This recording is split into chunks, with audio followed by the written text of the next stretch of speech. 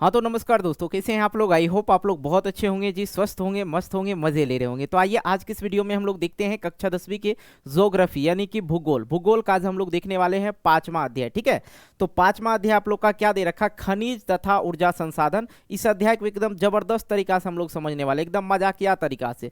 लगेगा ही नहीं कि हम लोग पढ़ रहे, लगेगा कि हम लोग मजाक कर रहे हैं सर जी से। ओके, तो आज के जिस वीडियो में हम लोग क्या देखेंगे, क्लास 10 अध्याय 5 एनसीईआरटी भूगोल वन शॉट होने वाला। ये पूरा अध्याय जो आप लोग का वन शॉट होने वाला है। वन शॉट समझते हैं ना मेरे भाई, एक ही वीडियो में पूरा अध्याय खत्म और भूगोल आपका क्या हो जाएगा, गोल हो जाएगा। इससे पहले जो है 4 अध्याय हो गया है। अगर आप लोग नहीं देखे, हालांकि आपको पता होगा भाई, आप रेगुलर वीडियो देख रहे हैं तो पता होगा कि 5वां अध्याय सर पढ़ा रहे हैं तो 4 अध्याय कंप्लीट हो ही गया होगा। लेकिन जानकारी के लिए बता दूं कि आप लोग का इतिहास भी लगभग खत्म ही है और आप लोग का राजनीति शास्त्र जो है वो भी पूरा का पूरा खत्म है, एकदम जबरदस्त तरीका से। कहा है कि भैया हम वन शॉट पढ़ा रहे हैं और हम लोग का टारगेट है कि आप लोग का जो है एग्जाम से बिफोर 4 मंथ खत्म कर दें आप लोग का सिलेबस। उसके बाद जो आप लोग की तैयारी चलेगी एकदम जबरदस्त वाला। तो आओ आज हम लोग क्या पढ़ने वाले, खनिज तथा ऊर्जा संसाधन। मजा आएगा ये अध्याय पढ़ने में। और हाँ, ये अध्याय इतना इंपॉर्टेंट है ना कि सोच लो, आज से नहीं, आप 10th में पढ़ रहे हो ना, आगे आप लोग को फिर यही अध्याय पढ़ना पड़ेगा क्योंकि इतना इंपॉर्टेंट सी है। नौकरी की तैयारी करने जाओ तो आप लोग को पढ़ना ही होगा। ओके, तो इसलिए मेरे भाई बिल्कुल भी स्किप करने की गलती मत करना। ओके, और हाँ, जल्दी से वीडियो पर लाइक कर दो। आप लोग लाइक करने बड़ा कंजूसी करते, देखते देखते भूल जाते। जल्दी से लाइक करना और प्यारा सा कमेंट करके बताना कि आप किस स्टेट से इस वीडियो को देख रहे हो। आ जाओ। सबसे पहले हम लोग समझेंगे खनिज कहते किसको भाई, जिसको हम लोग खोद कर, जमीन से खोद कर निकालते हैं ना, उसे ही हम खनिज कहेंगे। देखो, हम किताब वाला जो है, किताबी चीज हम पढ़ाते नहीं, जो अपने भाषा है वही मैं भाषा में आप लोग को समझाना चाहता हूँ। जिसे हम लोग जमीन से खोद के निकालते हैं उसे ही हम लोग क्या कहते हैं, खनिज कहते हैं। सिंपल सी भाषा में याद रहेगा। अगर पूछ दे एग्जाम में कि बताओ बेटा खनिज किसको कहते हैं, तो याद रखना क्या कहेंगे, खनिज ऐसे भौतिक पदार्थ है जो खान से खोद कर निकाले जाते हैं। कुछ उपयोगी खनिज पदार्थों का नाम है, जैसे लोहा हो गया, अबरक हो गया, कोयला हो गया, बॉक्साइड हो गया, नमक हो गया, जास्ता हो गया, चूना हो गया, पत्थर हो गया। ये सब क्या है, खनिज है। जिसे हम जमीन से खोद कर निकालते हैं उसे ही हम लोग क्या कहते हैं, खनिज कहते हैं। आई होप ये समझ में आ गया होगा।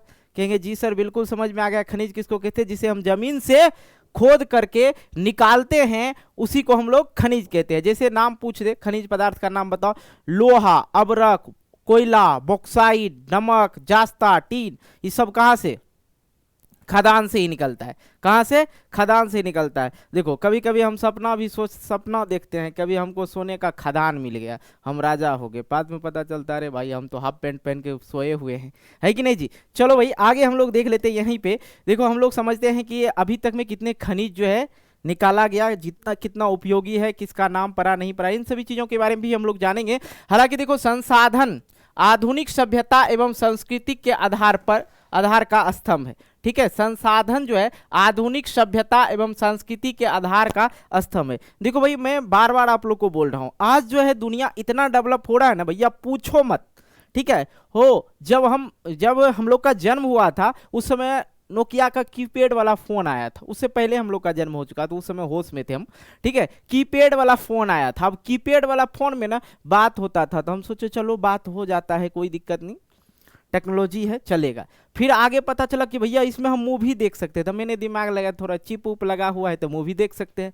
अब इतना टेक्नोलॉजी बढ़ गया कि आमने सामने बात करते, क्या हाल है, ठीक हो ना, है कि नहीं। तो ये जो है टेक्नोलॉजी धीरे धीरे बढ़ते जा रहा है, डेवलप होते जा रहा है भैया। अभी आप शादी करते हो, स्कॉर्पियो ले जाते हो, फॉर्च्यूनर ले जाते हो, लैम्बोर्गिनी ले जाते हो शादी में, लेकिन पहले बैलगाड़ी ले जाना पड़ता था। उससे पहले पैदले लड़का लेके आती थी, समझ में आ रहा है ना। और एक दिन नहीं बारात, 4 दिन बारात ठहरता था। आज तो जाते हैं, नाश्ता किए, भोजन किए, बस फिरार हो जाते हैं। काहे कि किसी के पास आज की डेट में समय नहीं है कि नहीं जी।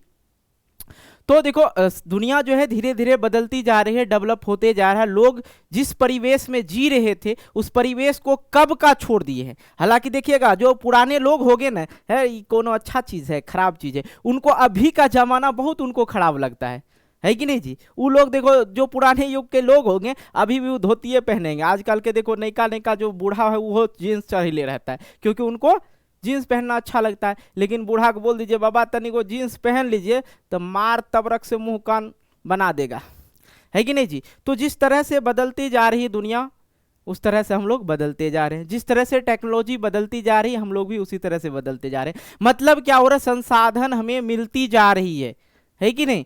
लोग जो है, लेकिन संसाधन मिलते जा रहे हैं, टेक्नोलॉजी हमें मिलती जा रही है, लोग जो है क्या होते जा रहा है, कमजोर हो जा रहा है कि नहीं जी। अरे भैया एक बात बताओ, पहले के जमाना में जो था ना, औरत लोग बहुत काम करती थी। कहेंगे कैसे सर? वो धान जो देखते हो ना, धान को अपने से कूटता था, रात में खाना बनाना है, चक्की हुआ करता था हाथ से घुमाने वाला, समझा, उसी से चक्की से जो है आटा दरड़ के फिर शाम में खाना बनता था। आज की महिला कह दो तो माथे दर्द हो जाएगा, है कि नहीं जी। इसलिए तो पहले की जो महिला होती थी बहुत ज्यादा काम करती थी, पूछो मत, पुरुष के अपेक्षा महिलाएं ज्यादा काम करती थी, बहुत ज्यादा।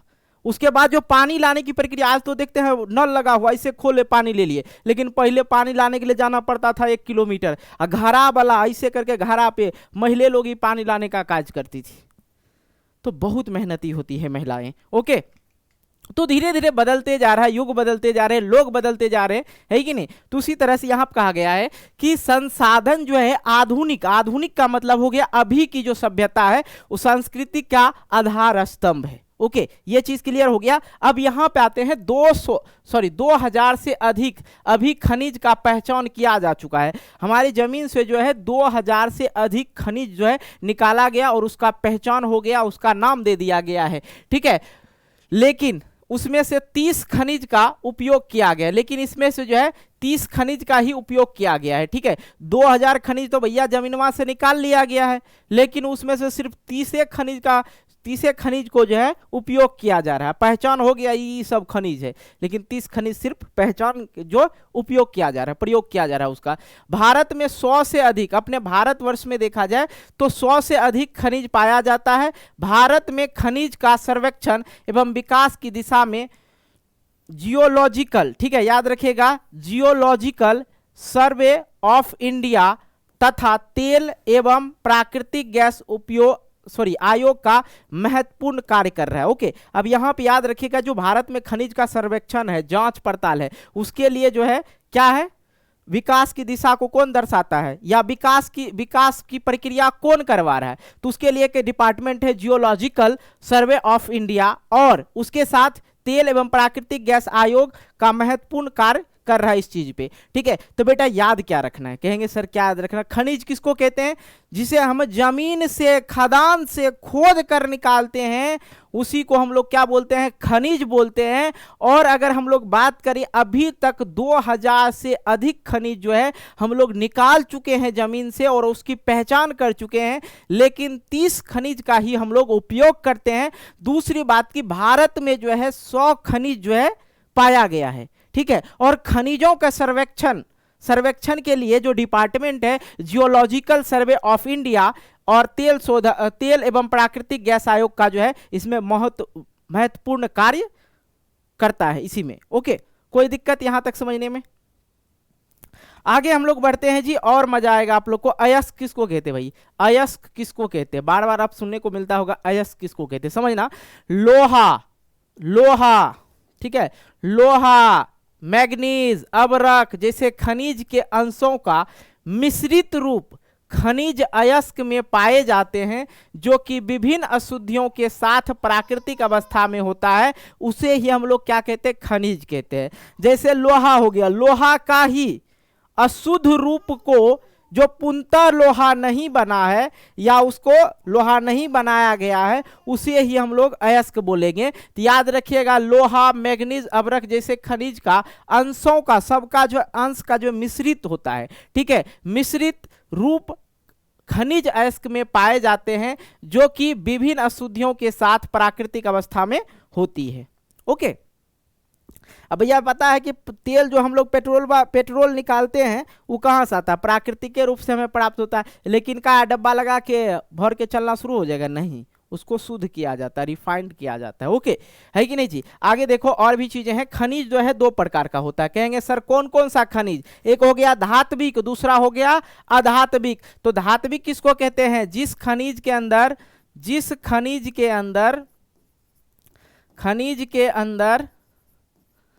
धातु हो, क्या हो, धातु हो। और अधात्विक जिस खनिज के अंदर खनिज के अंदर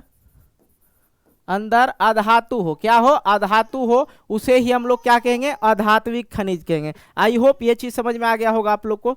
कोई दिक्कत? अरे ये ब्लर हो रहा है कि, चलो फिर वो बंद हो जाएगा तो।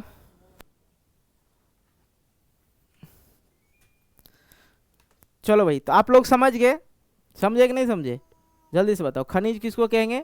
जिसे हम लोग धरती से खोद के खदान से निकालते हैं उसे हम लोग खनिज कहते हैं, ठीक है।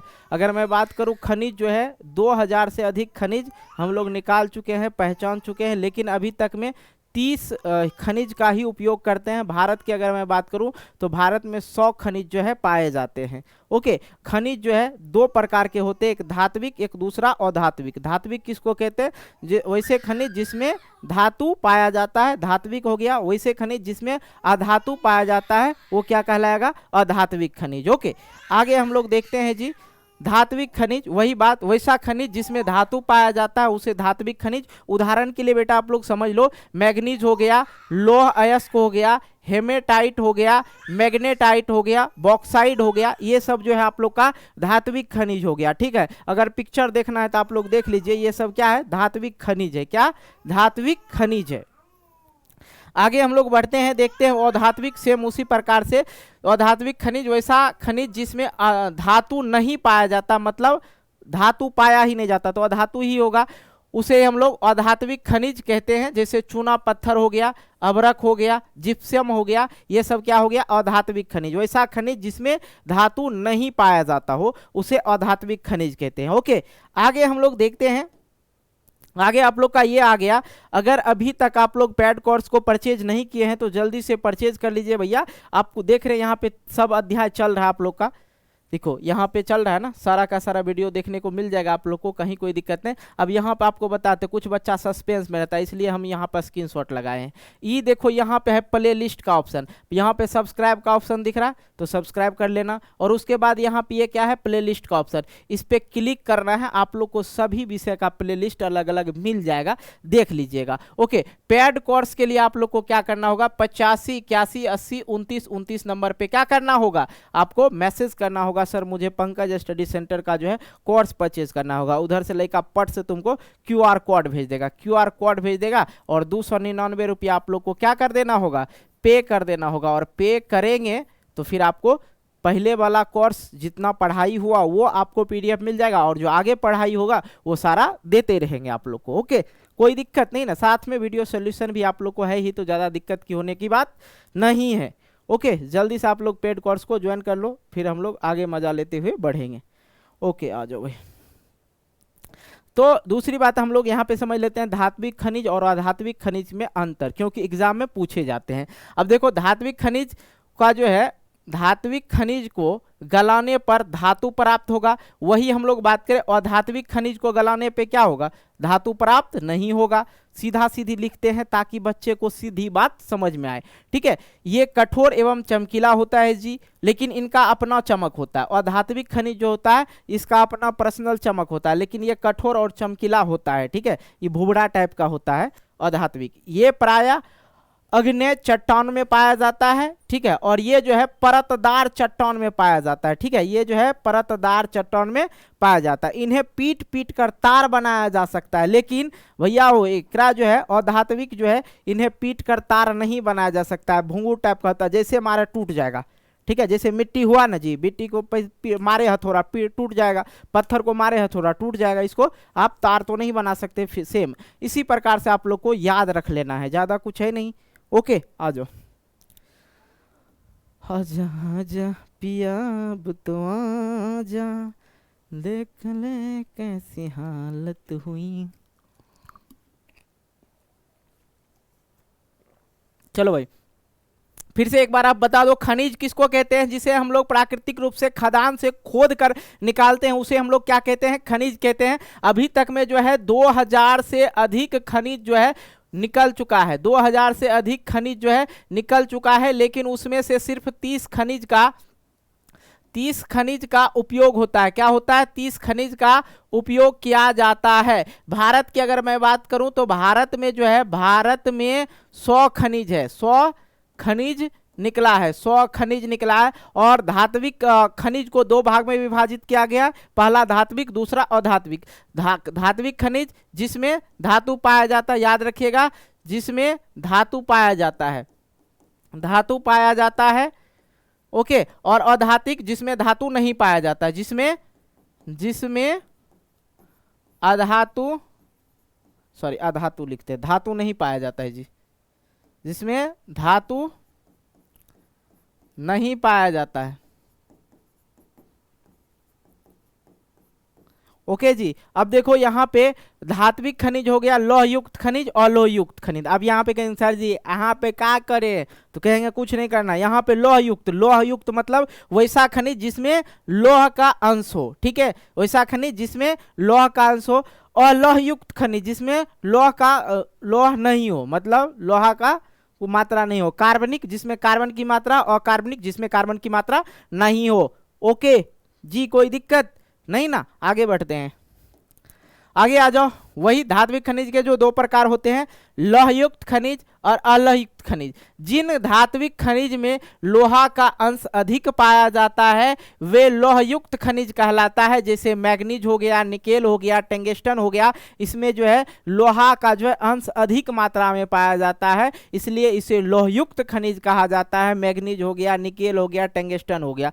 अलोहयुक्त खनिज किसको कहेंगे, जिन धात्विक खनिज में लोह का अंश न्यून मतलब कम, या कह सकते नहीं के बराबर नहीं ही होता है, वो अलोहयुक्त खनिज कहलाता है। जैसे सोना हो गया, सोना में लोहा होगा जी नहीं ना, चांदी में लोहा होगा, मुंह पे पटक देगा सोनरवा के, ले तू कायम तोर सोना में लोहा मिले है, चांदी में लोहा मिले, शीशा में, बॉक्साइड में, टीन में, तांबा में इत्यादि में। ये सब जो खनिज हो गया अलोहयुक्त खनिज हो गया, अलोहयुक्त खनिज हो गया जी। आगे हम लोग बढ़ते हैं जी। धात्विक अधात्विक खनिज का जो दो प्रकार मैंने बताया था आप लोग, कार्बनिक और अकार्बनिक, यहीं से कहानी जो है शुरू होता है।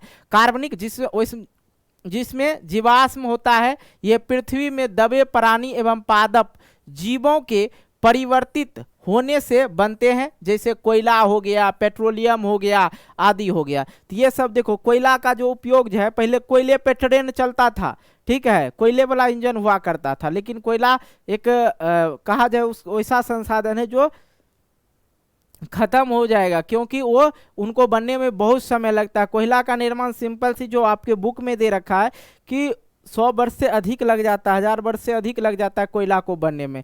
कैसे बनता है, पेड़ उड़ अगला मैला जो भी है, जो जमीन तर में गड़ जाता है और बहुत दिन बाद जो है वो कोयला का रूप ले लेता है, ओके। और कार्बनिक अगर हम लोग समझते हैं, इसमें जीवाश्म नहीं होता है, जिसे जैसे अबरक हो गया, ग्रेफाइड हो गया, ठीक है, जीवाश्म नहीं होता, इसमें जीवाश्म होता है ये पृथ्वी में दबे प्राणी एवं पादप। पादप बोले तो बेटा पौधा, क्या हुआ, पौधा, ठीक है, पौधा जीवों को परिवर्तित होने से बनते हैं, जैसे कोयला, पेट्रोलियम आदि। अब कुछ बच्चा, एगो बच्चा हमको याद आ गया, अभी मैंने आप लोगों को बोला बेटा, तो कुछ बच्चा मुझे कमेंट किया था, सर आप भाई बोलो बेटा मत बोलो। कोई नहीं यार, ऐसा कोई बात नहीं है, हम प्यार से बोलते हैं, ठीक है। अब बाबू सोना बोलने में आप लोग को कोई तकलीफ नहीं है है कि नहीं जी। आ जाओ आगे हम लोग बढ़ते हैं जी। आगे हम लोग देखते हैं लौहयुक्त एवं अलोहयुक्त खनिज में जो है अंतर क्या है जी। देखो अब यहाँ पे समझना मेरे भाई, जिन खनिज में लोहा का अंश पाया जाता है तथा जिनका उपयोग लौह एवं इस्पात बनाने में किया जाता है, लौह खनिज कहलाता है। परिभाषा पहले चिपका दिए, जैसे लौह अयस्क, निकेल, टंगस्टन, मैग्नीज आदि। अब एकरा में देखिए अलोहयुक्त खनिज में जिसमें लोहा नहीं के बराबर पाया जाता है या नहीं ही पाया जाता है, लिख दीजिए पहले। जबकि जिन खनिज में लोह का अंश जो है न्यून या बिल्कुल नहीं होता है वे अलोहयुक्त खनिज कहलाते हैं, जैसे सोना, शीशा, अबरक, चांदी, ये सब, ओके। ये तो पहला अंतर आप समझ गए। अब दूसरा में लिखेंगे लोह खनिज स्लेटी, घूसर, ठीक है, मटमैला आदि रंग के होते हैं। और तीसरी बात लिखेंगे लौह खनिज रवेदार चट्टान में पाया जाता है। अलोह खनिज जो है सभी प्रकार के चट्टान में पाया जाता है, जबकि अलोह खनिज अनेकों रंग का होता है। लेकिन इसमें जो है ये जो है इसका कोनो रंग नहीं होता, घूसर फूसर मटमैला टाइप का रहता है। कौन, लोह युक्त खनिज, काहे कि भैया ओकरा में लोहा रहता है कि नहीं। आगे हम लोग बढ़ते हैं जी। आगे देखते हैं लौह अयस्क।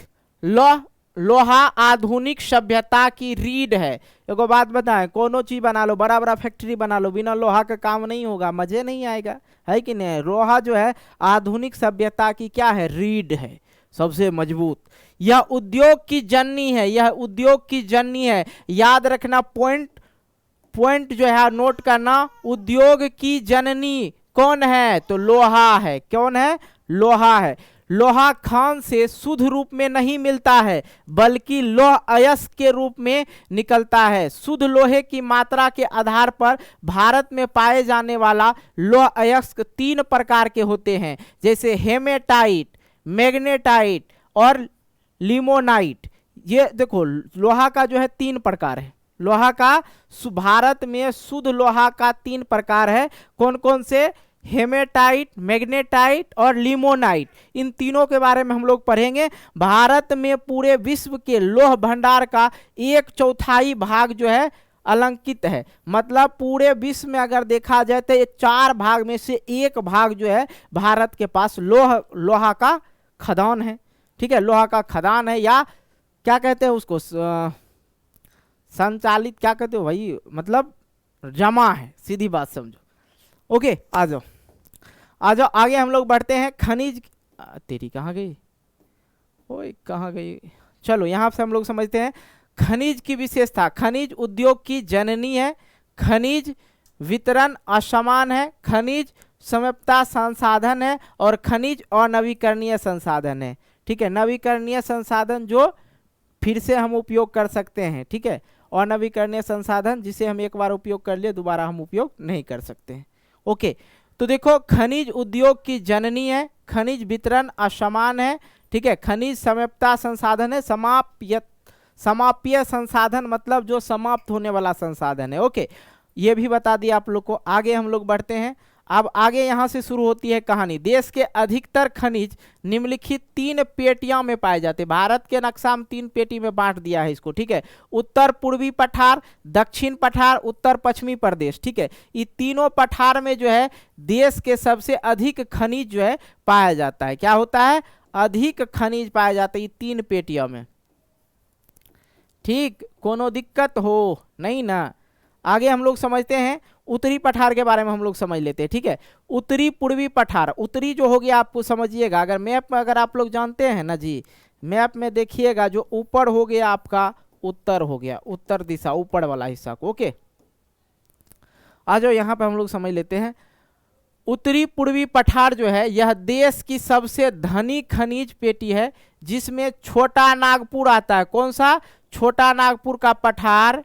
ठीक है, उड़ीसा का पठार याद रखेगा, तथा पूर्वी आंध्र प्रदेश का पठार। ठीक है, इस पेटी में लौह अयस्क, मैग्नीज, अबरक, चूना पत्थर, तांबा, क्रोमियम, सिलीमेनाइट, ठीक है, सिलीमेनाइट, फास्फेट जैसी खनिजों की विशाल भंडार है उत्तरी पूर्वी पठार में।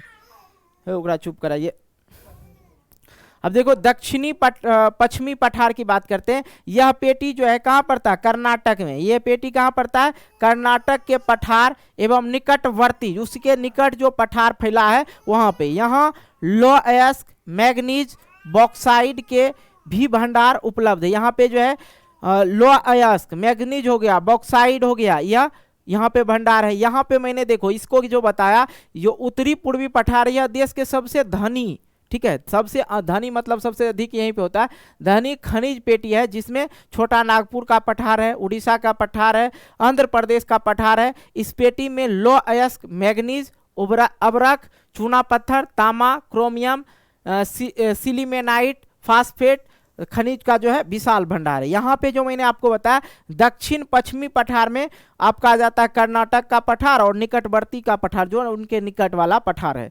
यहाँ पे जो है लौह अयस्क हो गया आपका, ठीक है, मैग्नीज हो गया, बॉक्साइड हो गया, इसका भंडार उपलब्ध है। एक और पठार है आपका उत्तरी पश्चिमी पठार, ठीक है, यह पट्टी राजस्थान में, ठीक है, पट्टी राजस्थान में अरावली और गुजरात के कुछ भाग पर विस्तृत है। यहाँ के खनिज धारवाड़ के कर्म के शैलों के संबंध है। यहाँ तांबा, जिंक आदि प्रमुख खनिज पाए जाते हैं। तो भारत के जो 3 पठार था, तीनों पठार के बारे में मैंने आप लोग को बता दिया। कोई दिक्कत हुआ हो तो कमेंट बॉक्स में करके जरूर बताना। अब आइए हम लोग सबसे पहले समझते हैं लौह अयस्क के बारे में। किसके बारे में? लौह अयस्क के बारे में। बहुत आसान आसान शब्द में लिखे हैं तो आप लोग आराम से समझ जाइएगा।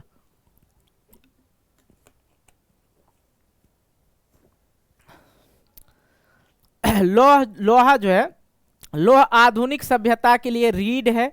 ठीक है, आज के आधुनिक मतलब आज के समय का लोहा का उद्योग, लोहा जो है, लोहा को उद्योग की जननी कहा जाता है। लोहा खान से लौह अयस्क के रूप में मिलता है। भारत जो है विश्व में लौह भंडार का 1/4 भाग है। ठीक है, यहाँ टाइप गलत लिख किया गया। भारत विश्व में लौह भंडार का 1/4 भाग भारत के पास है। सबसे अधिक की बात करें तो कौन है सबसे अधिक? चीन में लोहा पाया जाता है। ओके, आगे हम लोग देखते हैं भारत में लौह अयस्क के 3 प्रकार, जिसके बारे में मैंने पहले बताया, हेमेटाइट, मैग्नेटाइट और लिमोनाइट। इन तीनों के बारे में बताऊंगा। तो पहले उसके बाद हम लोग खनिज के बारे में चल गए थे। ठीक है, अब हम लोग समझ लेते हैं यहाँ से। भारत में लौह अयस्क 3 प्रकार के पाए जाते हैं, हेमेटाइट, मैग्नेटाइट, लिमोनाइट। इस तीनों के बारे में एक एक करके हम लोग पढ़ लेते हैं। देखो, ये पढ़ना बहुत ही ज़्यादा जरूरी है, क्योंकि ये प्रश्न आपके बोर्ड परीक्षा में सुनिश्चित रूप से पूछा ही जाता है। हेमेटाइट, इस लौह अयस्क में लोहांश मतलब लोहा जो है सबसे अधिक पाया जाता है, 68% इसमें पाया जाता है। इसमें लकीरें खींच, जब हेमेटाइट पे लकीर खींचिएगा ना तो लाल रंग का उगेगा। जैसे लकीर खींचेगा लाल रंग का उगेगा। इसे लाल अयस्क भी कहा जाता है। अगर पूछे लाल अयस्क किसे कहा जाता है तो हेमेटाइट को। किसको? हेमेटाइट को। और मैग्नेटाइट जो है, इसमें लोहांश की जो मात्रा होती है 60%, मतलब 8% कम। ठीक है, और घिसने पे ये जो है, इसको जब घिसिएगा ना ऊपर से तो ये काला रंग का होगा, तो इसको काला अयस्क बोला जाता है। क्या बोला जाता है? काला अयस्क। और लिमोनाइट जो है, यह सबसे घटिया, ठीक है, सबसे घटिया किस्म का जो है लौह अयस्क है, जिसमें लोहांश की मात्रा जो है 40% होती है और प्रतिशत से भी कम होती है। और इसको घिसिएगा तो पीला होता है, तो इसलिए इसको पीला अयस्क के नाम से जाना जाता है। आई होप ये क्लियर हो गया होगा जी। ककरो कोनो समस्या नहीं ना? आगे बढ़ते हैं। अब हम लोग बात करते हैं भारत में लौह अयस्क की जो पेटियां हैं, कहाँ है? उड़ीसा, झारखंड की पेटी जो है, ठीक है, और महाराष्ट्र, गोवा पेटी, बेलारी,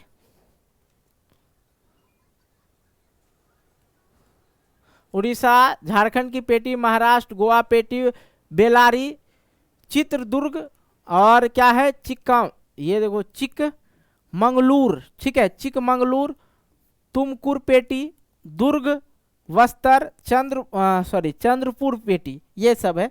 आगे हम लोग इसके बारे में बेहतर तरीका से समझेंगे, टेंशन आप लोग नहीं लीजिएगा। अगर ये पॉइंट अगर आप लोग को नहीं समझ में आया ना, कहाँ गया भैया?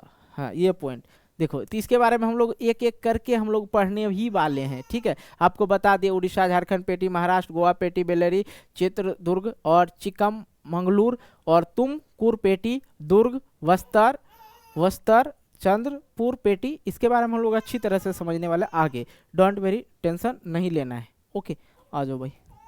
अब मैग्नीज के बारे में सबसे पहले हम लोग समझ लेते हैं भैया। मैग्नीज जो है, मैग्नीज के उत्पादन में भारत विश्व के 3रे स्थान पे है। पॉइंट लोड करते रहना अपने कंप्यूटर में। मैग्नीज के उत्पादन में भारत का जो है 3रा स्थान है पूरे विश्व में। ठीक है, मैग्नीज के उत्पादन में प्रथम स्थान किसका है? तो याद रखना है, रूस का है। किसका है? रूस का।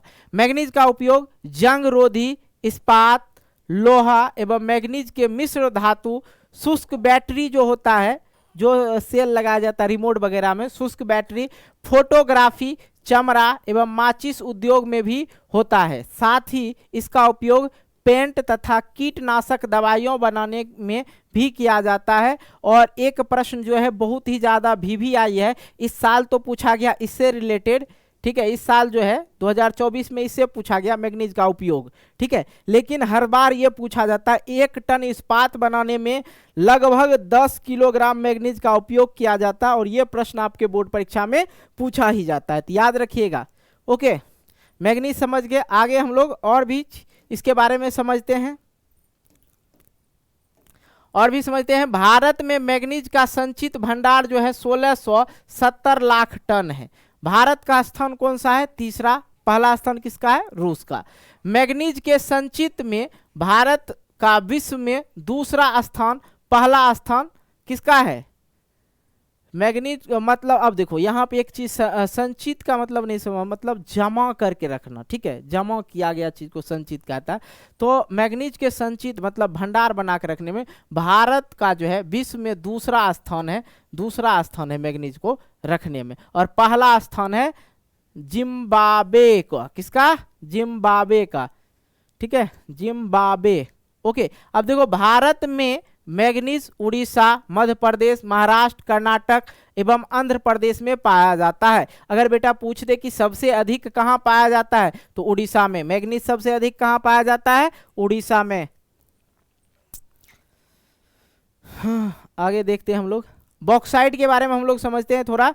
बॉक्साइट जो है, भारत में बॉक्साइट का इतना भंडार है कि एल्युमिनियम में हम आत्मनिर्भर हो सकते हैं, ठीक है। इसका बहुमुखी उपयोग वायुयान, ठीक है। देखो ये जो है बॉक्साइट का उपयोग किया जाता है किसमें? ज़्यादातर वायुयान बना, हवाई जहाज, हेलीकॉप्टर बनने में। काहे कि ये हौला होता है, वेट इसका कम होता है, थोड़ा मजबूत भी हो जाता है, वेट भी इसका कम होता है, इसलिए उड़ाने का काम करता है। इसको आत्मनिर्भर हो सकते हैं। इसका बहुमुखी उपयोग वायुयान निर्माण, विद्युत उपकरण निर्माण, घरेलू साज सज्जा के सामानों का निर्माण में, बर्तन बनाने में, सफ़ेद सीमेंट तथा रासायनिक वस्तुएं बनाने में किया जाता है। बॉक्साइट के बारे में आप लोग समझ गए, कोई दिक्कत? अब बॉक्साइट का वितरण भी आप लोग समझ जाइएगा आराम से। आइए, बॉक्साइट भारत के अनेक क्षेत्र में मिलता है, किंतु मुख्य रूप से अगर पूछा जाए तो इसका भंडार उड़ीसा में है, गुजरात में है, झारखंड में है, महाराष्ट्र में है, छत्तीसगढ़ में है, कर्नाटक में है, तमिलनाडु में है एवं उत्तर प्रदेश में अवस्थित है। देश का आधा से अधिक बॉक्साइट का भंडार किस राज्य में है? उड़ीसा में है, ठीक है। देश का आधा से अधिक जो है बॉक्साइट का भंडार उड़ीसा में है। उड़ीसा भारत के कुल उत्पादन में 42% जो है, 42% कहाँ से उत्पादन होता है? बॉक्साइट का उड़ीसा से ही। कोई दिक्कत नहीं ना? अब दे दीजिएगा हमरा बैटरी, समझे? एगो बचा हुआ, कब टपक जाएगा पता नहीं। आइए अब हम लोग देख लेते हैं तांबा के बारे में। तांबा एक अति उपयोगी अलौह धातु है।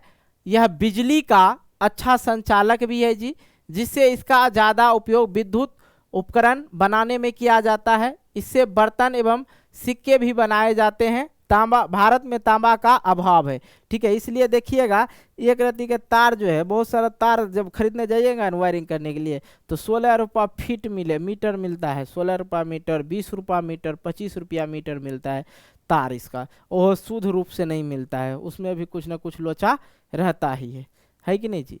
तो इसलिए भारत में इसका अभाव है। इसको ज़्यादातर तांबा का उपयोग बिजली वाला काम में किया जाता है, मतलब विद्युत उपकरण में किया जाता है। बाकी बर्तन भी बनाया जाता है, सिक्का भी तांबा का बर्तन होता है। आ जाओ भाई देखते हैं। झारखंड के पूर्वी एवं पश्चिमी सिंहभूमि जिले तांबा का सबसे बड़ा उत्पादक है और तांबा राजस्थान के खेतरी में भी पाया जाता है। याद रखिएगा, दो जगह तांबा आपको मिल सकता है भारत में, वो है झारखंड में एक जिला है सिंहभूमि, ठीक है, सिंहभूमि जिला में पाया जाता है। और राजस्थान के तांबा जो है राजस्थान के खेतरी में भी पाया जाता है। तो ये पॉइंट जो है याद रखिएगा। आप लोग जो है थोड़ा सा क्या कीजिएगा, वेट कीजिएगा। देखो रिमोट माइक वाला जो है बैटरी हम बदल लेते हैं, नहीं तो पता नहीं कब मुंह कान बंद हो जाएगा, हम बोलते रहेंगे, वीडियो रिकॉर्ड ही नहीं होगा, आवाज़ ही नहीं आएगा। इसलिए बस ज़्यादा नहीं, ज़्यादा से ज़्यादा 30 सेकेंड आपको वेट करना, मेरी आवाज़ सुनाई नहीं पड़ेगी।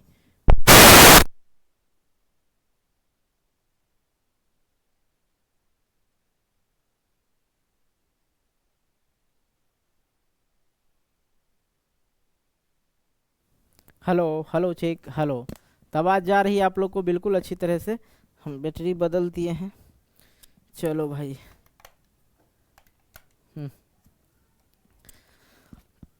याद रखिएगा, हालांकि मैंने बताया यहाँ पे पॉइंट जो है आप लोग नोट कर लीजिए। भारत में तांबा का जो है, तांबा का अभाव है। ठीक है, ये पॉइंट नोट कर लीजिएगा, काहे कि डायरेक्ट याद रहेगा आपको। भारत में तांबा झारखंड के सिंहभूमि जिले में, भारत के सिंहभूमि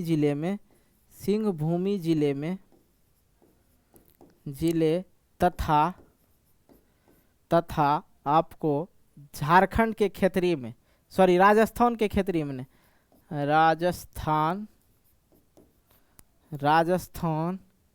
के क्षेत्रीय में पाया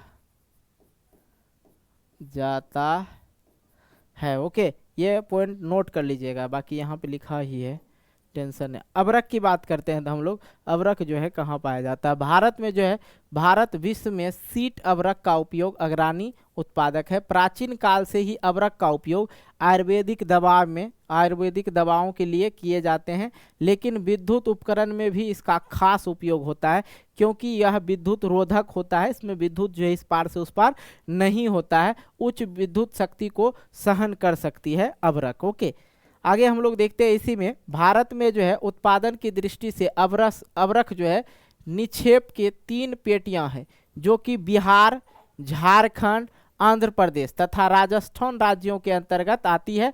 बिहार झारखंड में जो है, बिहार और झारखंड में उत्तम क्वालिटी की जो है अबरक पाया जाता है। रूबी अबरक का उत्पादक होता है। बिहार झारखंड भारत का जो है, सिर्फ बिहार और झारखंड मिलके जो है भारत का जो है 80% जो है अबरक उत्पादन करता है। राजस्थान देश के तीसरे अबरक उत्पादन राज्य है। ठीक है, देश के तीसरे उत्पादक राज्य है। संयुक्त राज्य अमेरिका भारतीय अबरक का मुख्य रूप से आयतक है। ठीक है, मतलब यहीं से ले जाता है, और वो खास करके बिहार वाला ज़्यादा ले जाएगा। ठीक है, बिहार में उत्तम क्वालिटी की अबरक होती है। और पूरे विश्व में अगर विश्व की बात करते हैं, अगर मैं बात करूँ 80% जो है, पूरे भारत का जो 80% अबरक है वो भारत के कौन से, झारखंड और बिहार, एक ही था भैया, बुरी किस्मत जो अलग हो गई है, मुंह पर रख ले है कपड़ा।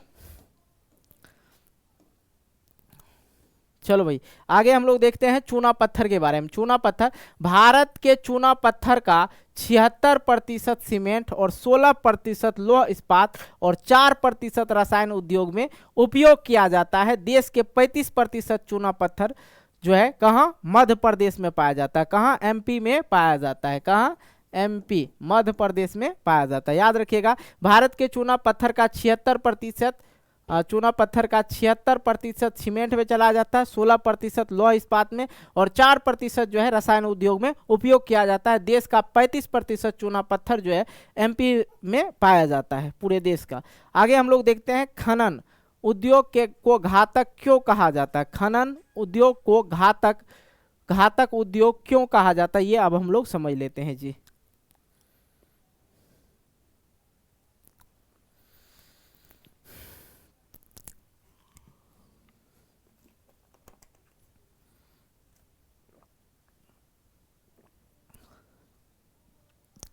इस उद्योग से श्रमिकों के स्वास्थ्य और पर्यावरण पे बहुत खराब प्रभाव पड़ता है। लगातार धूल व हानिकारक धुएं सांस लेने पड़ते हैं। श्रमिक जो होते हैं, मजदूर होते हैं, उनका जो है फेफड़ा से संबंधित बीमारी हो जाती है। खदान में पानी भर जाने या आग लग जाने से जो श्रमिक को डर बना रहता है, डर लगा रहता है और बहुत बार जल भी जाते हैं। कई बार खदान की छत गिर जाता है, उन्हें अपनी जान गंवानी पड़ती है। खनन के कारण नदियों का जल प्रदूषित हो जाता है और भूमि और मिट्टी का अपक्षय होता है। खनन उद्योग, खनन जो है क्या होता है, घातक होता है। क्या होता है, घातक होता है, क्योंकि मजदूर वगैरह वहीं से खन के निकालता है, तो वहाँ धुआं निकलते रहता है, धूल उगते रहता है जी, ये सब चीज़ें। आइए आगे देखते हैं, खनिज संसाधनों का संरक्षण क्यों आवश्यक है? देखो, खनिज संसाधनों का संरक्षण क्यों आवश्यक है, सीधी बात अगर देखो, अगर आप ये सब चीज़ मौज उड़ा लिए तो हमारे बेटवा पोतवा का करेगा जी, और पता चलेगा, कहेगा बाप तो हमारा 81 में पूरे सब खनिजवे खत्म कर दिया, हम लोग के लिए बचाया का है कि नहीं जी। इसलिए बचा के रखिए अपने बेटे पोते के लिए, इसलिए खनिज का जितना उसके कम उपयोग करना चाहिए।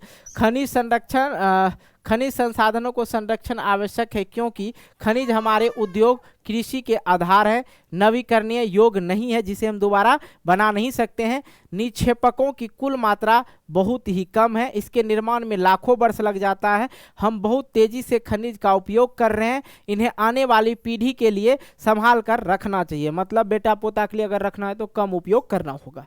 ओके, आ जाओ भाई आगे देखते हैं हम लोग। खनिज संसाधनों का संरक्षण का उपाय क्या है। अब देखो, खनन एवं परिष्करण के दौरान इन पदार्थों का बर्बादी कम हो, जहां तक संभव हो प्लास्टिक और लकड़ी का प्रयोग करें। खनन व खनिज सुधार प्रक्रिया में धातु बनने तक कम से कम अपव्यय करें। रद्दी एवं पुराने माल का पुनः प्रयोग करना चाहिए। योजनाबद्ध तरीके से खनिजों को पुनः चक्रण एवं पुनः उपयोग नियोजित एवं सतत पोषणीय तरीके से उपयोग करना है। पर्यावरण को ध्यान में रखते हुए खनिजों के अन्य विकल्प ढूंढना है, जैसे सीएनजी। ठीक है, देखो खनिज जैसे हो गया आपका ये हो पेट्रोल हो गया, पेट्रोल खत्म हो जाएगा तो हाँ जो करते हैं ना वो खत्म हो जाएगा। ठीक है, सीएनजी का अब देखिएगा बस आने लगा, बाइक आने लगा, इसका मतलब समझिए इंडिकेटर जल गया है, हम लोग रेड जोन में हैं कि कब पता नहीं पेट्रोल वा खत्म हो जाएगा तो बस गाड़ी घोड़ा सब बंद। इसलिए ध्यान दिया कीजिए, बात समझ में आ रहा है ना। इसलिए तो भाई कम करना है, जितना हो सके उसको बहुत ही कम करना है ताकि अच्छे हो। और ज़्यादातर जो जैसे लोहा वगैरह हर जगह यूज़ करते हैं तो वहाँ पे हमें प्लास्टिक यूज़ करनी चाहिए। ठीक है, प्लास्टिक यूज़ करेंगे तो अच्छा होगा, क्योंकि लेकिन भैया सब चीज़ का यूज़ हो रहा है आज के डेट में। तो पलंग वो बन रहा लोहे वाला, लोहे का उपयोग होते जा रहा है। आगे देखते हैं हम लोग शक्ति या ऊर्जा संसाधन के बारे में, अब हम लोग समझेंगे।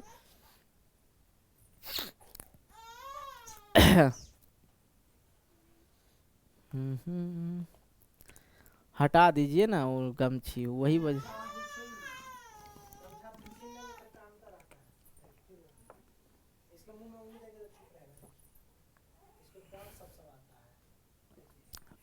भूख भी तो लग सकता है। शक्ति या ऊर्जा संसाधन अब हम लोग समझने वाले एकदम बेहतर तरीका से, पूरा अध्याय हम लोग कंप्लीट करने वाले हैं। शक्ति या ऊर्जा विकास की कुंजी है। शक्ति या ऊर्जा इंग्लिश में कहेंगे तो पावर एनर्जी। ठीक है जी, पावर और एनर्जी हो जाता है, लेकिन एक ही चीज नहीं है यहाँ पे, शक्ति या ऊर्जा दोनों, क्योंकि सामाजिक विज्ञान अगर आप लोग पढ़ रहे तो शक्ति या ऊर्जा एक ही होगा यहाँ पे। शक्ति के बिना देखो, शक्ति या ऊर्जा के बिना कोई काम नहीं कर सकते हैं जी। देखो शक्ति या ऊर्जा विकास की कुंजी है। शक्ति या ऊर्जा का स्रोत ही विकास एवं औद्योगिकरण के आधार भी हैं। जैसे हो गया कोयला की अगर बात करें, पेट्रोलियम की बात करें, प्राकृतिक गैस की बात करें, जल विद्युत एवं आणविक ऊर्जा के आधार है। ये सब क्या है, शक्ति।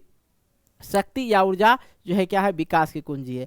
अब भैया कैसे हो तो सुनो, हाई वाला डिजिटल बोर्ड लग रहा है ना, पावर एनर्जी से ही, ये पावर से ही चल रहा है, मतलब बिजली से चल रहा है तो पावर से ही चल रहा है ना जी। तो ये चल रहा है, आप जो मोबाइल में वीडियो देख रहे हैं वो पावर की वजह से चल रहा है। पावर खत्म, दुनिया अंधेरा, है कि नहीं जी। अब इतना शौकीन हो गए हैं हम लोग तो हर चीज़ हम लोग बिजली का उपयोग करते हैं, हाँ है कि नहीं। सारा का सारा प्रभाव कहाँ, बिजली पे ही दे देते हैं। तो शक्ति के साधन का वास्तविक विकास जो है 18वीं शताब्दी में औद्योगिक क्रांति के साथ हुआ था। कोयला का उपयोग, वाष्प इंजन शक्ति का विकास जो है इंग्लैंड में हुआ था। याद रखिएगा, कोयला का जो हम लोग कोयला वाला जो इंजन हुआ था, कोयला वाष्प इंजन, वो कब सबसे पहले कहाँ हुआ था, इंग्लैंड में हुआ था। कोयला का उपयोग, वाष्प शक्ति का विकास इंग्लैंड में हुआ था।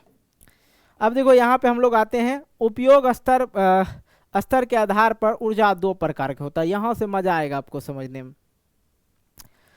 ठीक है। अब देखो यहाँ पे है, उपयोग स्तर के आधार पर ऊर्जा दो प्रकार का होता है, एक सतत, एक समापनीय शक्ति कोयला, ठीक है। दूसरा हो गया समापनीय शक्ति, ठीक है, समापनीय शक्ति।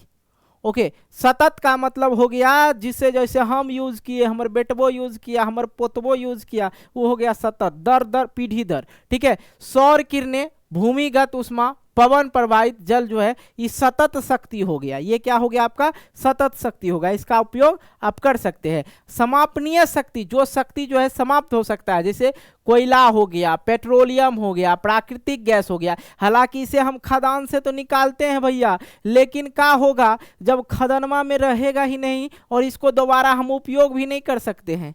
है अब पानी को हम तो गंदा कर देते हैं, फिर से उसको फिल्टराइज करके पी सकते हैं, लेकिन पेट्रोलवा अगर जल गया तो फिर पेट्रोल कहाँ से आएगा? जलेगा तो टंकी साफ, फिर से डलाओ, फिर चलो, ये होता है। तो ये हो गया समापनीय, जो शक्ति ऊर्जा जो है समाप्त हो जाता है उसे समापनीय शक्ति, जो सतत दर पीढ़ी दर तक वो शक्ति खत्म नहीं होगा, वो हो गया सतत शक्ति। आगे हम लोग बढ़ते हैं। आगे हम लोग देखते हैं उपयोग के आधार पे। उपयोग के आधार पे ऊर्जा दो प्रकार का होता है, एक प्राथमिक ऊर्जा, एक गैन ऊर्जा। ठीक है, अब प्राथमिक ऊर्जा हो गया आपका कोयला, पेट्रोलियम, प्राकृतिक गैस जैसे रेडियोधर्मी खनिज, ये सब प्राथमिक ऊर्जा हो गया।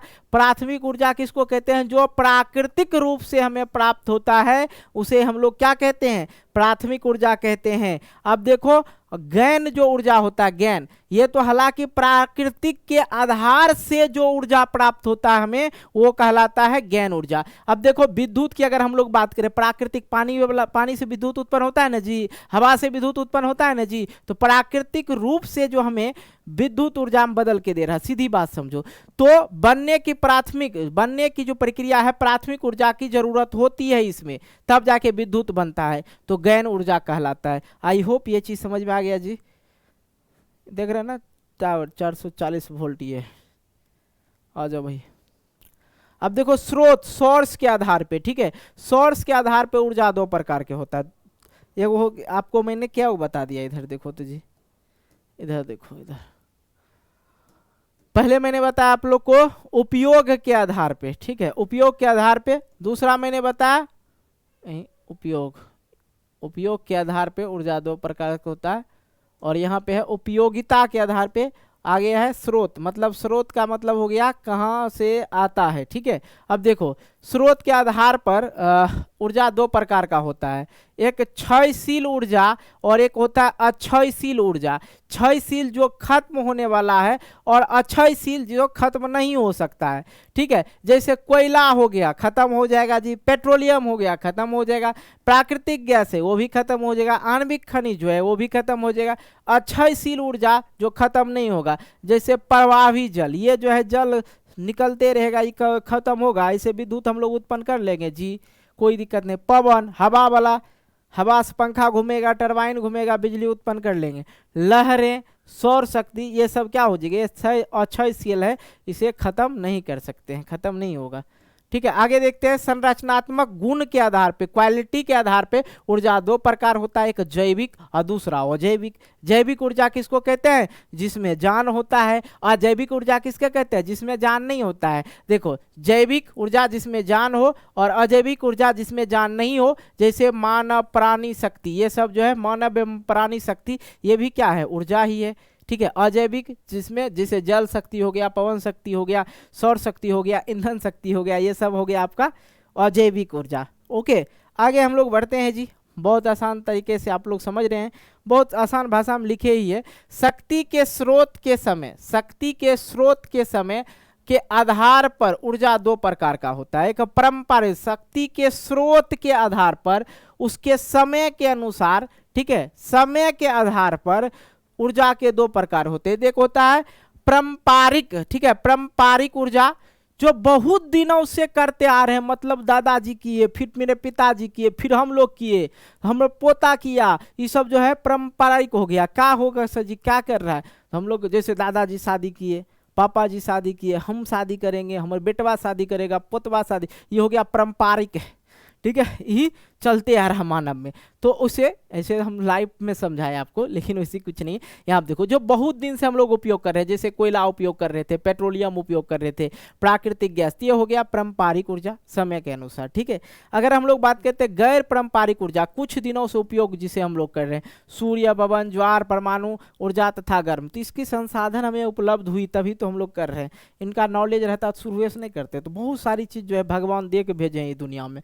ठीक है, लेकिन ज्ञान होगा मानव को तभी न उसका उपयोग किया जाएगा, है कि नहीं जी। आगे बढ़ते हैं हम लोग, कोयला के बारे में हम लोग पढ़ेंगे। ओके, यह अध्याय जो है ना, पूरे अध्याय का बाप दादा सब है, सब कुछ यही अध्याय में है।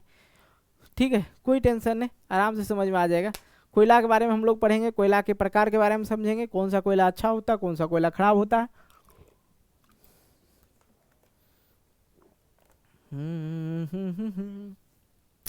आ जाओ भाई, हम लोग समझते हैं कोयला के बारे में। कोयला शक्ति और ऊर्जा का महत्वपूर्ण स्रोत है।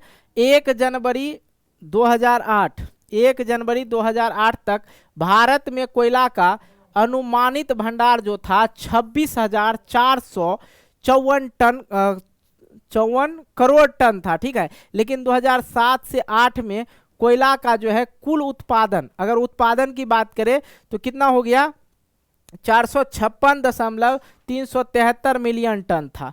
ओके, इसी तरह से धीरे धीरे कोयला जो है खत्म होते जा रहा है। देख रहे हो ना, यहाँ आप देख रहे हैं ना, ये कोयला का खदान है, नीचे से कोयला को निकाला जाता है, फिर जाके उसको भट्टी में देके जलाया जाता है जी। कोयला का भी प्रकार है, उसके तीनों प्रकार के बारे में हम लोग समझेंगे, लेकिन उससे पहले हम लोग समझते हैं भारत का कोयला भंडार का 2 मुख्य भागों में बांटा गया है। एक गोंडवाना कोयला क्षेत्र, ठीक है, एक जो है आपका गोंडवाना कोयला क्षेत्र हो गया, दूसरा आपका हो गया टर्शियरी कोयला क्षेत्र। ठीक है, 2 क्षेत्र भारत को जो है कोयला में जो है 2 क्षेत्रों में बांटा गया। एक आपका हो गया जी गोंडवाना कोयला क्षेत्र, दूसरा हो गया आपका टर्शियरी कोयला क्षेत्र। ठीक है, दोनों के बारे में हम लोग पढ़ेंगे, उसके बाद हम लोग कोयला के प्रकार के बारे में समझेंगे। कोई दिक्कत नहीं ना, आ जाओ। देखो, भारत के कोयला भंडार के 2 मुख्य भागों में बांटा गया। गोंडवाना, भारत में कोयला का कुल संचित राशि 98% है। कुल उत्पादन 99% गोंडवाना कोयला क्षेत्र से प्राप्त होता है। भारत के कुल 113 कोयला क्षेत्रों में से 80 गोंडवाना क्षेत्र से है और 77,700 वर्ग किलोमीटर क्षेत्र पर फैला हुआ। इस समय भारत में 553 कोयला खान जो है खान तथा 4 लिग्नाइट का जो है खान कार्यरत है। ये पॉइंट्स जो है जितने भी मैंने यहाँ पे बताया आपको, ये पॉइंट्स जो है नोट कर लेना, दोबारा तिबारा पढ़ लेना। ठीक है, लेकिन मुझे मन नहीं कर रहा है, क्या मन नहीं कर रहा, मन कर रहा है कि एक बार और आपको इस चीज़ के बारे में बताऊं तो मज़ा आएगा जी, क्योंकि important point is always important. देखो, गोंडवाना जो है कोयला को 2 भाग में बांट दिया गया, क्षेत्र में बांट दिया है। ठीक है, मुख्य रूप से भारत में जो है कोयला का कुल संचित राशि जो है 98% है। और अगर मैं उत्पादन की बात करूं तो 99% जो है गोंडवाना कोयला क्षेत्र से ही प्राप्त होता है। भारत में कुल 113 कोयला क्षेत्र में से 80 कोयला क्षेत्र जो है कहाँ है, गोंडवाना में ही है, गोंडवाना क्षेत्र में ही है।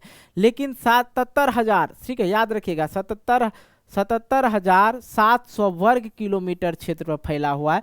इस समय भारत में 553 कोयला क्षेत्र खाने हैं और 4 लिग्नाइट खान कार्यरत है। कितना कोयला क्षेत्र है भारत में, 553 है और 4 लिग्नाइट खान कार्यरत है, मतलब जो खुला हुआ काम का चल रहा है। ओके, आगे हम लोग बढ़ते हैं। ये क्षेत्र जो है, ये क्षेत्र झारखंड, पश्चिम बंगाल, उड़ीसा, मध्य प्रदेश, छत्तीसगढ़, महाराष्ट्र राज्यों में स्थित है गोंडवाना। इन राज्यों में यह कोयला मुख्यतः नदी घाटियों में मिलती है।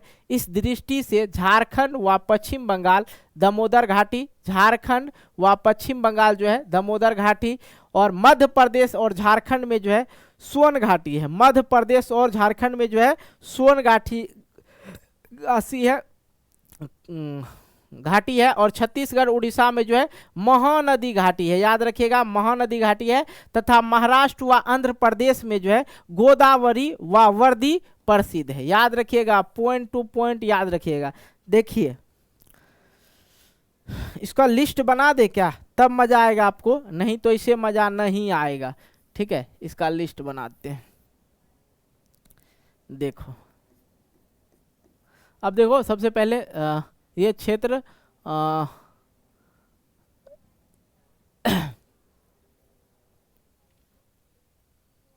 अब पहले देखो यहाँ पे झारखंड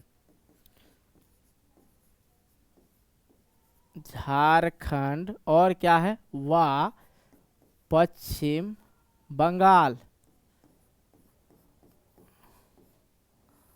पश्चिम बंगाल कौन सा, दामोदर घाटी में, कौन सा, दामोदर घाटी। अब देखो आगे लिख देंगे तो आपको डायरेक्ट फोकस होगा इस चीज पे।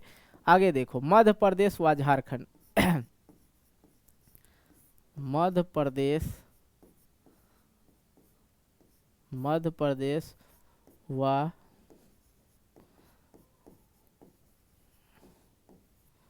झारखंड। कौन? झारखंड सोन घाटी में हो जाएगा जी।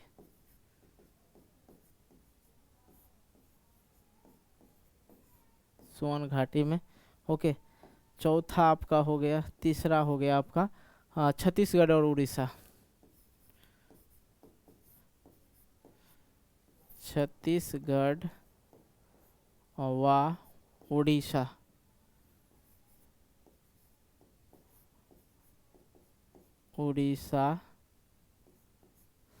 उड़ीसा छत्तीसगढ़ व उड़ीसा महानदी घाटी में। कौन सा? महानदी घाटी में। महानदी घाटी। ओके, और आगे देख लेते हैं हम लोग। चौथा हो ही गया महानदी घाटी के महाराष्ट्र और आंध्र प्रदेश। ठीक है, महाराष्ट्र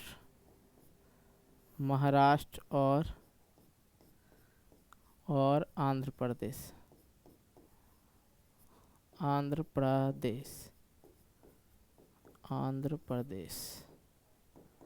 आपका महाराष्ट्र व आंध्रा जो है गोदावरी व वर्धी जिसको बोला जाता है, याद रखिएगा। गोदावरी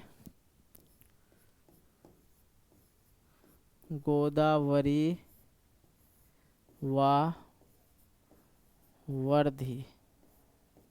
ठीक है, गोदावरी व वर्धी घाटी। ओके, वर्धा लिखा है, वर्धी होता है ना। चलो भाई, ये पॉइंट्स जो है आप लोग याद रखिएगा तो मजा आएगा। आगे देख लो, बहुत ही टर्शियरी कोयला क्षेत्र में देख लेते हैं। और आपने यहाँ पे एक चीज नोट किया कि सबसे ज्यादा कोयला जो है कहाँ, ये भी पॉइंट जो है नोट किया जाए। सबसे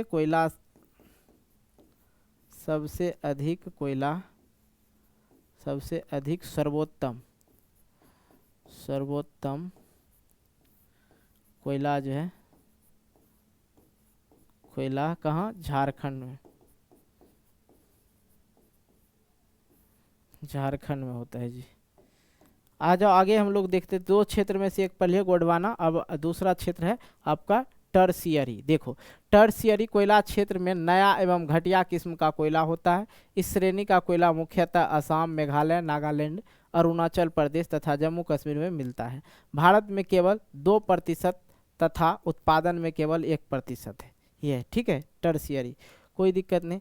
अब आगे हम लोग समझ लेते हैं लिग्नाइट के बारे में। लिग्नाइट के कोयला क्षेत्र जो है, लिग्नाइट कोयला निम्न कोटि का कोयला होता है। लिग्नाइट कोयला में नमी ज़्यादा और कार्बन की मात्रा जो है कम होती है। लिग्नाइट कोयला धुआं अधिक देता है और लिग्नाइट कोयला तमिलनाडु, राजस्थान, गुजरात और जम्मू कश्मीर में पाया जाता है। ओके, आगे देख लो हम लोग। अब कोयला के बारे में, कार्बन की मात्रा के आधार पर कोयला का जो है 4 प्रकार होता है। कोयला का कितना प्रकार? 4। लिग्नाइट पढ़ा ही दिए वैसे, लेकिन समझ लीजिए, कोई दिक्कत नहीं। 4 प्रकार का कोयला, कितने प्रकार का? 4। सबसे पहले एंथ्रासाइड। ठीक है, एंथ्रासाइड में जो है सबसे अधिक कोयला होता है, सबसे अधिक कार्बन की मात्रा होता है। कार्बन की मात्रा होती है। और दूसरी बात, सबसे अच्छा कोयला भी होता है। सबसे अच्छा कोयला यही होता है। बिटुमिनस उससे कम होता है। ठीक है, तो याद रखिएगा एंथ्रासाइड, बिटुमिनस, लिग्नाइट और पीट, इस चारों के बारे में हम लोग पढ़ ही लेते हैं, कोनो दिक्कत नहीं है, आराम से देख लेते हैं। एंथ्रासाइड में जो है सर्वोच्चम, सबसे अच्छा कोयला इसलिए कहा जाता है, सर्वोच्च कोटि का कोयला इसलिए कहा जाता है, इसमें कार्बन की मात्रा, यहाँ पे देखो क्या लिखा गया, कार्बन की जो है मात्रा जो है 90% से अधिक होता है और यह जलने पर धुआं नहीं देता है और तथा देर तक यह ऊष्मा देता है। इसे कोकिन कोयला भी कहा जाता है। कोकिन कोयला भी कहा जाता है। यह धातु गलाने में भी काम आता है। बिटुमिनस जो होता है इसमें 70 से 90% कोयला की मात्रा होती है। भारत में सबसे अधिक बिटुमिनस कोयला ही पाया जाता है। ओके, आगे हम लोग देख लेते हैं लिग्नाइट। लिग्नाइट जो है, लिग्नाइट में 30 से 70% कार्बन की मात्रा होती है। लिग्नाइट को भूरा कोयला भी कहा जाता है। जो पीट कोयला होता है, चौथा जो है था आपका पीट, सबसे घटिया किस्म का कोयला होता है। इसमें कार्बन की मात्रा 30% से भी कम पाया जाता है, इसलिए इसको क्या कहा जाता है? सबसे घटिया कोयला। सबसे घटिया कोयला पीट। ओके, सबसे अच्छा एंथ्रासाइड। आ जाओ आगे हम लोग समझते हैं। भारत में सबसे अधिक कोयला झारखंड में पाया जाता है जी, मैंने पहले ही बताया। झारखंड का जो प्रमुख खनन क्षेत्र है वो समझ लीजिए, ठीक है। भारत में सबसे अधिक कोयला झारखंड में पाया जाता है, ये समझ लीजिए। अब प्रमुख खनन क्षेत्र जो है कोयला का वो समझ लीजिए। झारखंड में जब आइएगा तो सबसे अधिक और अच्छा यहीं मिलता है। राजमहल, झरिया, गिरिडीह, रामगढ़, ये 4 जगह जो है अच्छा कोयला और खनन क्षेत्र है, वहीं पे खनन हुआ है। अब छत्तीसगढ़ में आओ, चिरीमिरी, ठीक है, चिरीमिरी एक जगह है। उड़ीसा में जो है खनन क्षेत्र जो है तालचर और रामपुर। महाराष्ट्र में जो है वर्धा और वामनापल्ली, ठीक है, वामनापल्ली कंपाटी। मध्य प्रदेश में है सिंगरौली और उमरिया। पश्चिम बंगाल में है रानीगंज। याद रखिएगा ये कोयला क्षेत्र है, खनन क्षेत्र हो गया, ठीक है। पहले का पश्चिम बंगाल में कोयला खनन क्षेत्र कौन सा है कोयला का? रानीगंज, याद रखिएगा। झारखंड में राजमहल, झरिया, गिरिडीह और रामगढ़, ठीक है। छत्तीसगढ़ में चिरीमिरी, उड़ीसा में तालचर, रामपुर। महाराष्ट्र में वर्धा, वामनपल्ली, कामपट्टी। मध्य प्रदेश में सिंगरौली, उमरिया। पश्चिम बंगाल में रानीगंज। ओके, याद रखिएगा आप लोग।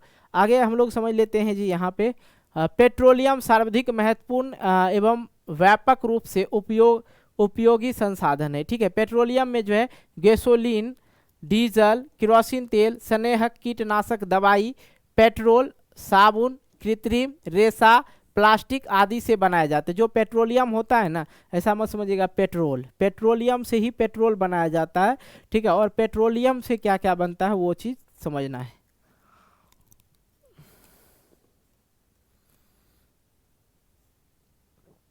पेट्रोलियम से गैसोलीन, डीजल, केरोसिन तेल, स्नेहक, कीटनाशक दवाई, पेट्रोल, साबुन, कृत्रिम रेशा, प्लास्टिक आदि बनाए जाते हैं। भारत में पेट्रोलियम और प्राकृतिक गैस का कुल भंडार जो है 17 अरब टन है। भारत विश्व का एकमात्र प्रतिशत पेट्रोल को उत्पादन करता है। सबसे कम उत्पादन भारत में होता है पेट्रोल का।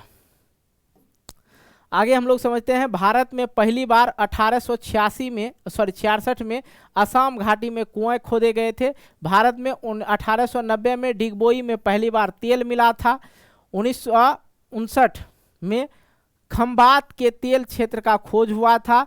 1975 में मुंबई हाई तेल का जो है खोज हुआ था। मुंबई हाई तेल कारखाना कब खुला था या खोज हुआ था? 1975 में, याद रखना। आगे हम लोग बढ़ते हैं जी। आगे हम लोग बढ़ते हैं, भारत के मुख्य तेल उत्पादक क्षेत्र कौन कौन से हैं? उत्तर पूर्वी प्रदेश, गुजरात क्षेत्र, मुंबई हाई क्षेत्र, पूर्वी तट प्रदेश और वाडमेर बेसिन। भारत का मुख्य तेल उत्पादक क्षेत्र है ये सब, ठीक है। आइए हम लोग समझ लेते हैं एक एक करके।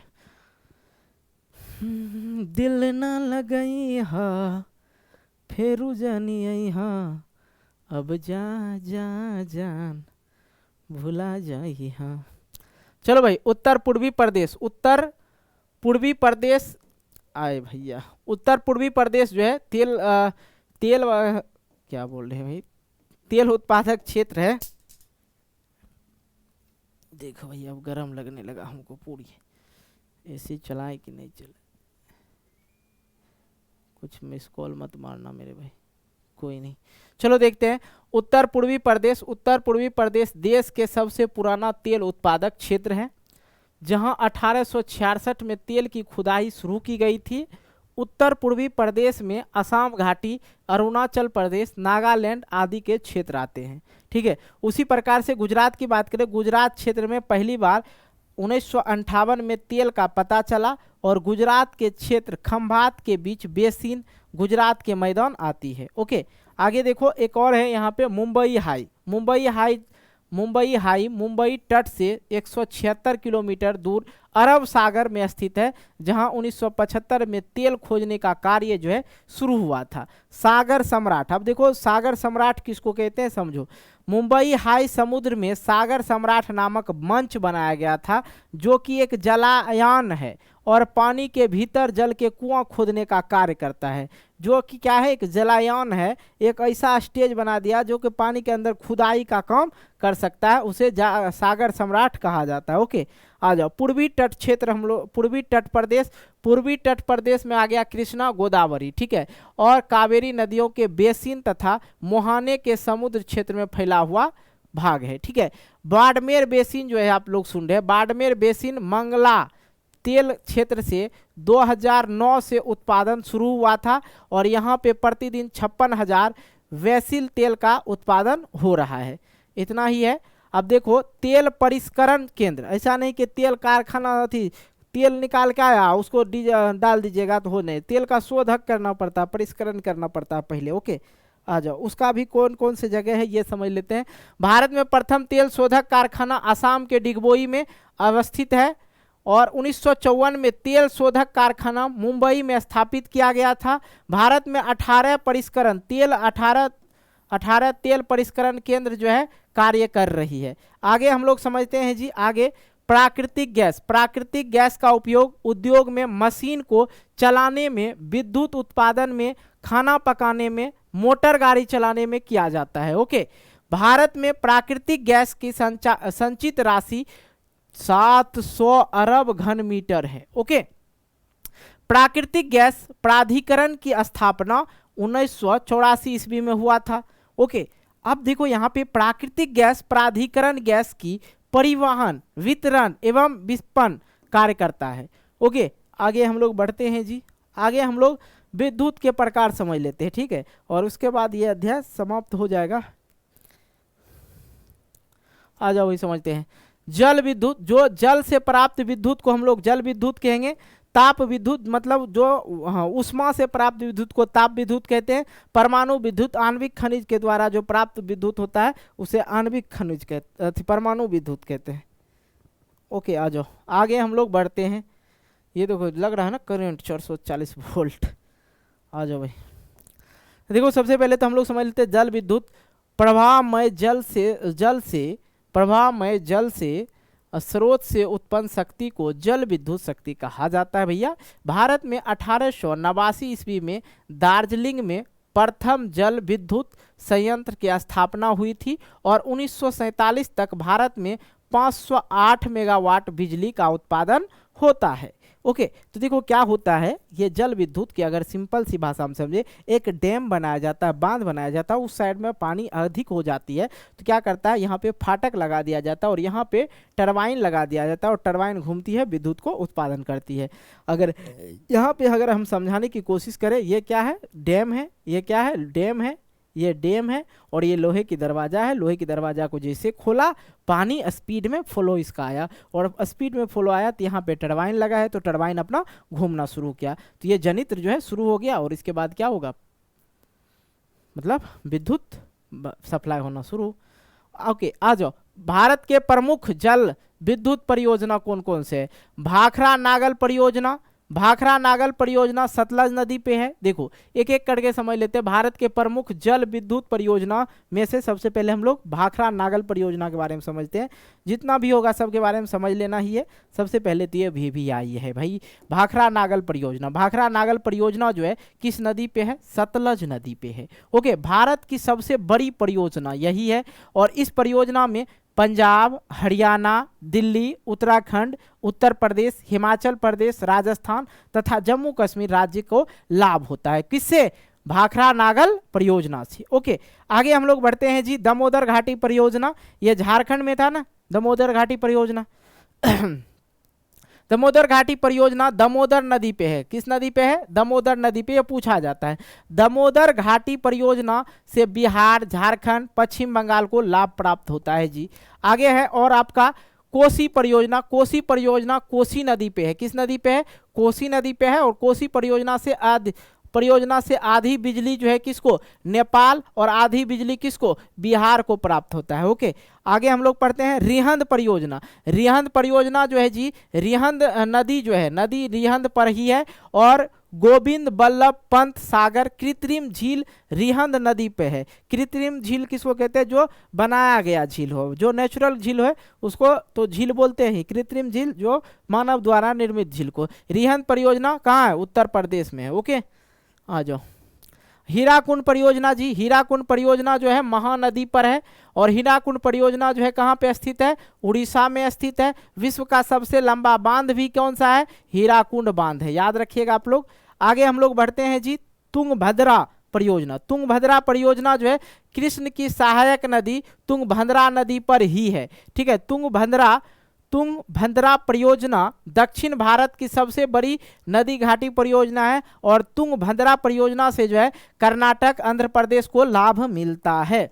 ओके, सारवती परियोजना। अब देखो आगे हम लोग समझ लेते हैं सारवती परियोजना। सारवती परियोजना सारवती नदी पर है, पूछा जाता है। सारवती परियोजना कहाँ पे है? तो कर्नाटक पे है। किस नदी पे है? सारवती नदी पे। सारवती परियोजना से कर्नाटक, केरल, आंध्र प्रदेश, तमिलनाडु, महाराष्ट्र को क्या मिलती है? लाभ मिलती है। आगे है ताप विद्युत। अगर ताप विद्युत की बात करें हम लोग, जब विद्युत के उत्पादन में कोयला, पेट्रोलियम, प्राकृतिक गैस से प्राप्त किया जाएगा तो उसे हम लोग ताप विद्युत कहते हैं।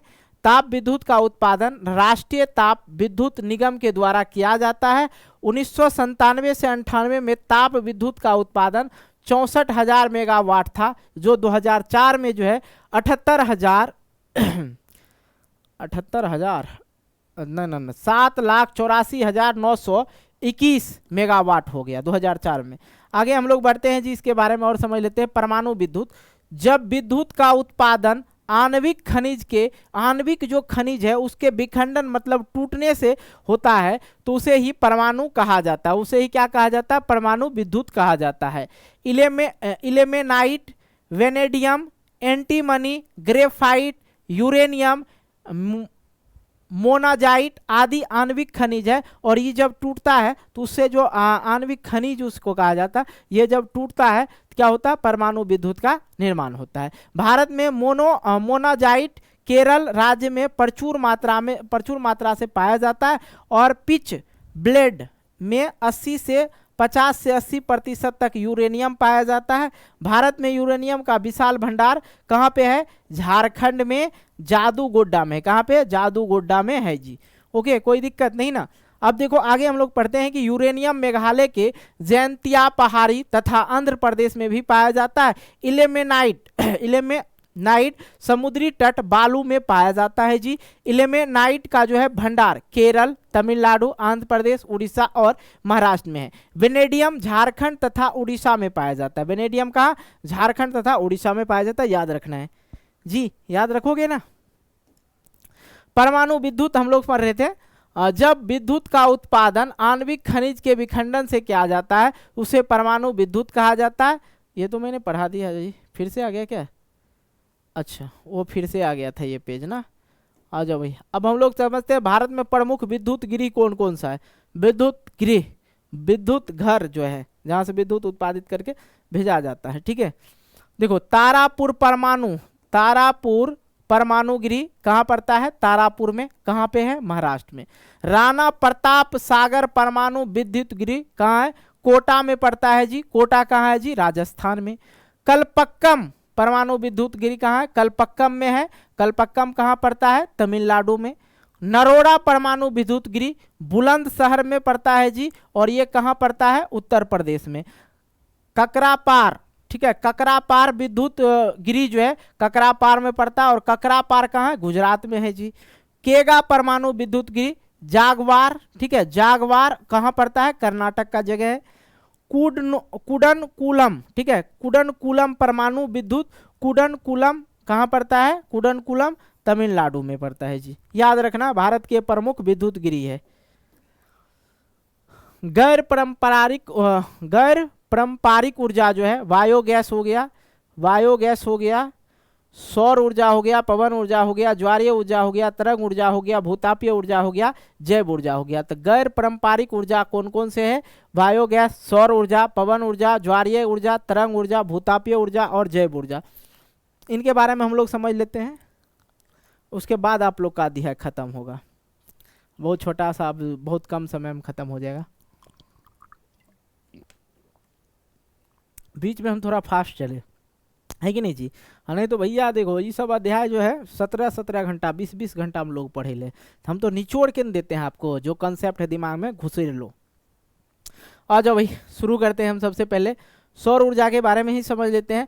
यह कम लागत वाला, पर्यावरण के अनुकूल, पर्यावरण भी खराब नहीं होता, निर्माण में भी आसान होने का होता है और अन्य ऊर्जा स्रोतों की अपेक्षा ये ज़्यादा लाभदायक होता है। जैसे कि राजस्थान और गुजरात में सौर ऊर्जा का ज़्यादा संभावनाएं हैं।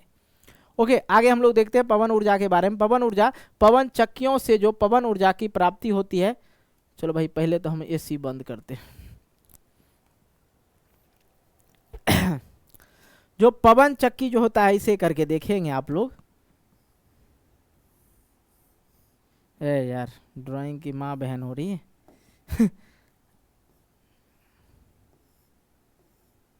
देखो भाई मेरा ड्राइंग ठीक नहीं है, बट जितना भी है